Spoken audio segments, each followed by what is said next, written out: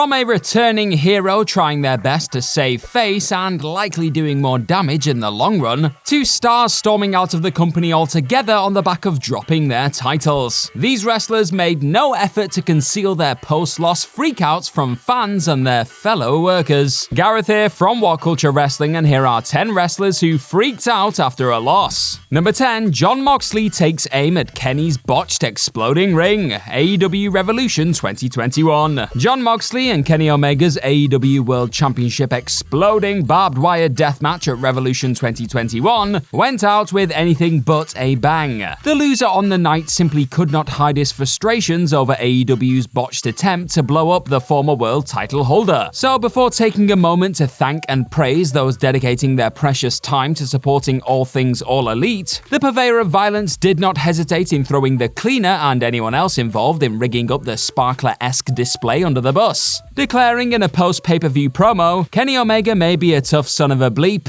but he can't make an exploding ring worth a bleep. I've seen more dangerous bleep on ridiculousness on MTV. What the bleep was that? Needless to say, it was bleeping something. Mox wasn't the only one brassed off with the limp conclusion mind, with Omega also being said to have been furious over the fizzling finish that was met with a sea of justified boos on the night. Number 9, Jeff Hardy loses it over the length of his brotherly loss, WrestleMania 25. Getting to share the grandest stage of them all with your own flesh and blood had the potential to be a career highlight moment for the charismatic enigma at WrestleMania 25. Only by the time the dust had settled on Jeff Hardy's Extreme Rules grudge match with Brother Matt, it was evident that Brother Nero wasn't best pleased with one specific element of his losing showing. As revealed by Jeff himself during a sit-down with Stone Cold Steve Austin on his Broken Skull Sessions show, Hardy recalled that night being the only time things got heated between himself and his former boss Vince McMahon. In Hardy's words, "I think he kind of liked it. He saw how mad I was because I was like throwing stuff and I was like, can't believe we didn't get to do the stuff that we wanted to do. We did plenty, more than enough, but still the passion within me really ignited that night. After the match, I was really upset." Though, as Hardy noted, the pair were still able to fit a sickening double table bump and a ladder leapfrog fall into their brotherly bout, the fact the lads only got 13 minutes to shine clearly did not sit well with this extreme entity. Number 8, Brock Lesnar is furious with Cena's speedy recovery. Extreme Rules 2012. Despite being told beforehand that his loss at the hands of John Cena at Extreme Rules 2012 would still see him being somewhat protected by the fact Super Cena wouldn't be able to leave the ring without assistance post-Bloody War, Brock Lesnar's conqueror on the night had strange other ideas in the aftermath. Cena took to delivering a bizarre promo that teased a spell away from the squared circle, something that he was reportedly not authorized to do. Sure enough, after absolutely battering his rival, and then seeing his exploits be shrugged off not long after Cena's victory, Lesnar was said to have lost his cool backstage and ripped apart a dressing room. On top of this, the Beast Incarnate was also reportedly brassed off about Cena botching a spot that saw him go flying over the top rope and ultimately blowing out his knee. All in all, it's clear Cena definitely wasn't in this Brock's good books after such a grueling evening, with Lesnar very nearly walking out on the company once again there and then. Number 7, Seth Rollins had more questions than answers after a fiendish loss. Crown Jewel 2019. The fickle nature of Seth Rollins' loss of his Universal Championship strap at Crown Jewel 2019 was enough to leave the architect more perplexed than most. Rollins eventually revealed his true and clearly frustrated feelings on the Saudi defeat, and matter of being rejected by the masses towards the end of his run with the red belt during his WWE 365 documentary. As he put it, people like new, whether it's a toothbrush or a favorite wrestler, they like new. So I understand, but I'm not going anywhere. It's a very interesting time to be in our industry. I wish I had answers, but I think I have more questions. Now Rollins is once again enjoying an undoubtedly popular spell within the WWE landscape at this current moment in time. It'll be interesting to see whether Triple H opts to dip back into this particular visionary flavor of title-holding ice cream in the not-too-distant future.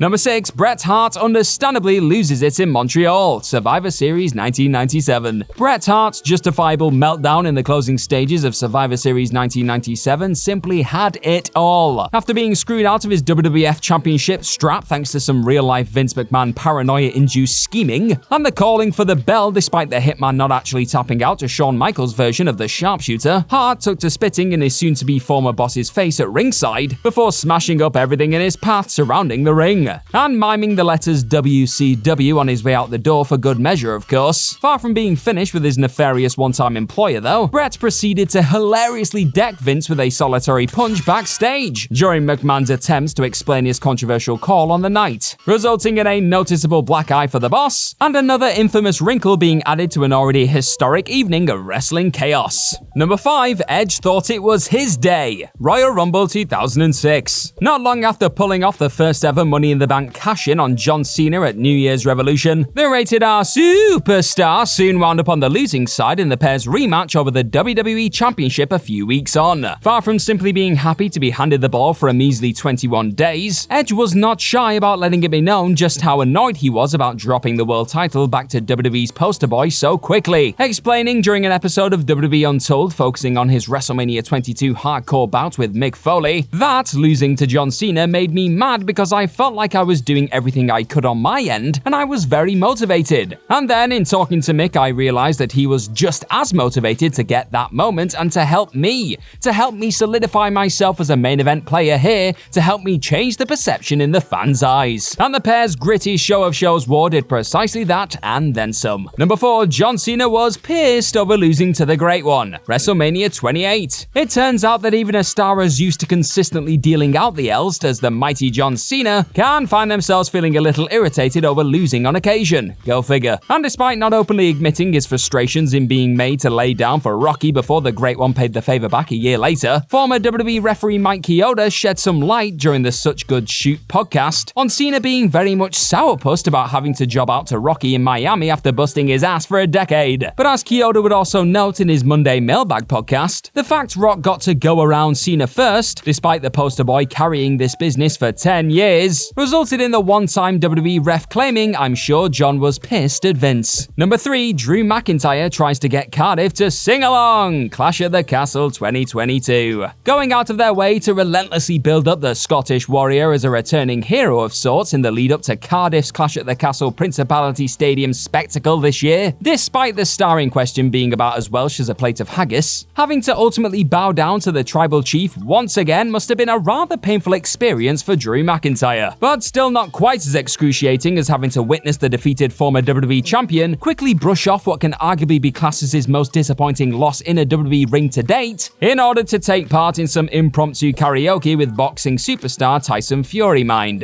McIntyre was clearly dealing with a sea of mixed emotions upon coming up short in his return to the British Isles, highlighted in the fallen hero awkwardly trying to incite a frickin' party inside of the packed-out stadium shortly after his undisputed Universal Championship defeat. One dodgy attempt to kickstart a bout of Sweet Caroline and a forced rendition of Don't Look Back in Anger later, Drew was mercifully allowed to exit the scene of his smashing at the hands of Roman Reigns. Number 2, Sasha Banks walks out after a title loss. WrestleMania 35. A few years before telling Vince McMahon and John Laurinaitis where they could stick their women's tag team championships during an episode of Raw in May, that night saw the Boss and close pal Bayley dropping those very same duo straps to the Iconics in a fatal 4-way tag bout, with reports soon doing the rounds that Banks in particular felt somewhat blindsided by WWE's decision to dethrone the pair after supposedly being told they'd be given a stronger run with the straps, with the Boss explaining to Just Women's Sports podcast the reasons behind her much-needed break from WWE last year. As she put it, it was from everything from that grueling schedule and never getting to take in those wins, and understanding those victories, taking my losses really hard, and just being a baby. With Banks still not currently being present on WWE programming in the wake of her aforementioned departure earlier this year, it remains to be seen whether the undoubtedly talented star will opt to give the world of sports entertainment one last chance now Papa H is at the wheel. Number 1, Baron Corbin was devastated over the end of days kickout before his loss, WrestleMania 38. It's not too difficult to see why Baron Corbin was a little bit upset over the fact his sacred end of days was notably survived for the first time ever at this year's show of shows. With Corbin noting on the Out of Character podcast, "I think for me, I would have loved to save that for a big match with Roman Reigns, or a moment where maybe I'm getting an opportunity to win a world title, and we can use that prior to winning or something like that." Instead though, Corbin's all-conquering finisher being kicked out of was gifted to a Drew who likely didn't really need the rub, did he? And in the defeated heel's rather depressing additional words on the matter, "I mean, that was hard because that was kind of my thing. I don't have a list of titles, but it made it nearly 10 years, so that's pretty awesome." Justice for Corbin, I say. And that's our list. Know of any other wrestlers who freaked out after a loss? Let us know all about them in the comment section right right down below, and do not forget to like, share, and click on that subscribe button while you're there. Also, if you like this kind of thing, then head on over to whatculture.com and find some more incredible articles just like the one this video you're watching right this second is based on. I've been Gareth from What Culture Wrestling. Thank you as always for clicking on this lovely video today.